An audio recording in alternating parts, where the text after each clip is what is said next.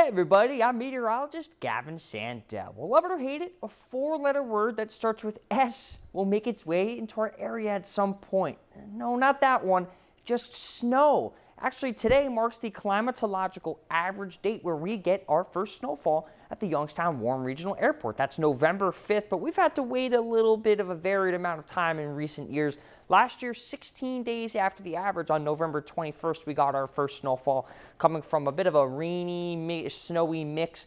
October 31st, that was on Halloween 2 years ago. We got our first spooky snowfall, and we had varied time frames as well. October 2nd in 2003, 22 years ago, was our earliest measurable snowfall here. We'll have to wait until December of 1995 to get our latest measurable snowfall in our area. And there's two main ways that we get snowfall in our area. The first one is lake effect snow, which is typically in the fall and early winter, although the setup doesn't quite look like a traditional lake effect snow, and that's because the dynamics of a cold front can actually trigger lake effect snow. Look at how this cold front, remember, cold fronts divide warm, moist air, different winds as well, with cooler and drier air. So as a cold front whips past with rain, we have high pressure, again, moving with those winds coming off and from the northwest into our area. And so when you have cool, dry air mixing with warm, moist air from those lakes, you get winds coming from the northwest, and that's able to mix and make that precipitation, which in this case in the winter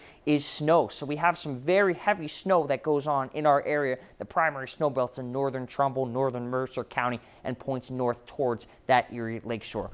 Also, we have these cross-country snowstorms that typically occur in the mid to late stages of winter, maybe even early spring.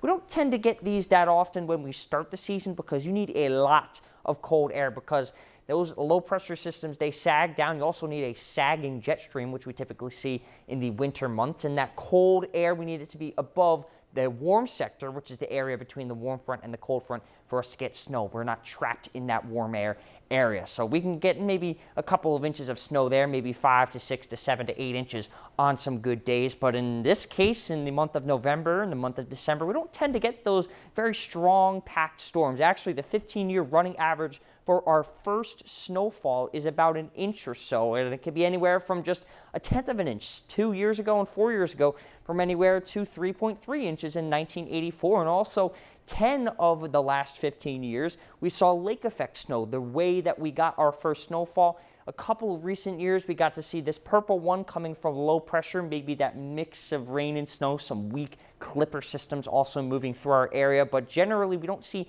too many strong snowfalls in this day and age in the month of November and December. But that can change once we go into over the next couple of days. You could see that future cast behind me. A little bit of lake effect snow potential. This is the American model, the GFS. I'll show you the European model now. As a low pressure system moved through our area on Sunday, we could see that cold air kicking up from a high pressure to our west, bringing some snow into our area from Monday and Tuesday. But at this point, totals from this system are a little bit too early to call. It's becoming very likely that we'll see accumulations area-wide. For Weather 101, I'm Gavin Sandell.